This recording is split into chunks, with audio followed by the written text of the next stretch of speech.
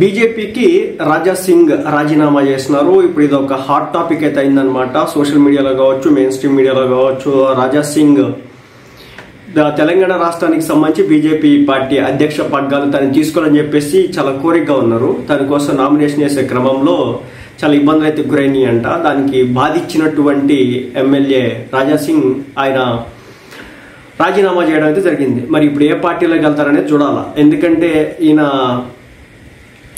Correct party బీజేపీనే ఈయనకైతే. మరి కాంగ్రెస్కి వెళ్తారా, బీఆర్ఎస్ పార్టీకి వెళ్తారా అనేది చూడాల్సి ఉంది. దీనికి సంబంధించి చూస్తే గోషామహల్ ఎమ్మెల్యే రాజా సింగ్ బీజేపీకి రాజీనామా చేశారు. పార్టీ అధ్యక్ష పదవికి నామినేషన్ వేయనివ్వలేదని, అందుకే రాజీనామా చేస్తున్నట్టు చెప్పుకొచ్చారు. తన రాజీనామా లేఖను రాష్ట్ర అధ్యక్షుడు కిషన్ రెడ్డికి పంపించినట్టు చెప్పారు. తెలంగాణలో బీజేపీ అధ్యక్షుడి నియామకంపై ఎమ్మెల్యే రాజా సింగ్ ఇవాళ ఉదయం సంచలన వ్యాఖ్యలు చేసిన సంగతి తెలిసిందే.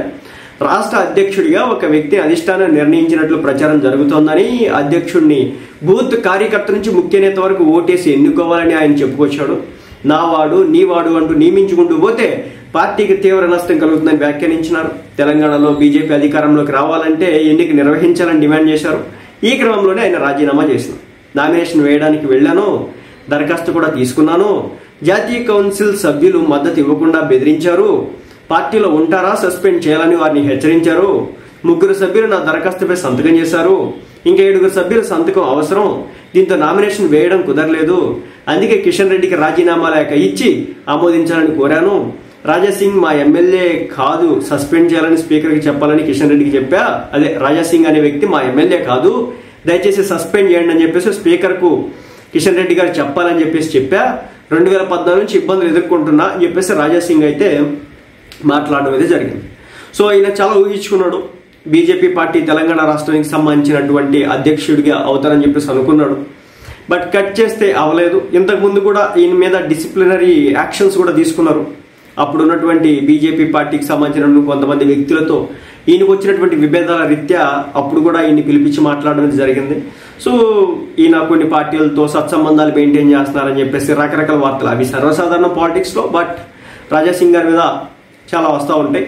బట్ ఏదేమైనప్పటికీ కూడా చాలా కాలానికి రాజా సింగ్ అయితే బీజేపీ పార్టీ నుంచి బయటకు వచ్చేసినాడు.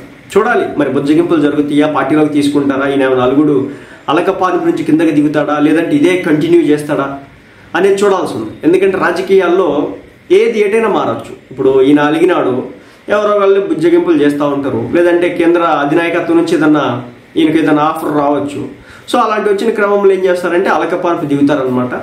అప్పుడప్పుడు ఇలాంటి అలకపాన్పు వేసేది కూడా మమ్మల్ని గుర్తించండి అని చెప్పడం కోసం వేస్తారనమాట. వేసినాడు. మరి ఇది వర్కౌట్ అవుతుందా, లేదంటే మధ్యలోనే ఆగిపోద్దని చూడాలా. చూద్దాం. ఆయన రాజకీయ భవిష్యత్తు ఎటువైపు ఎటు మలుపు తిరగబోతోంది.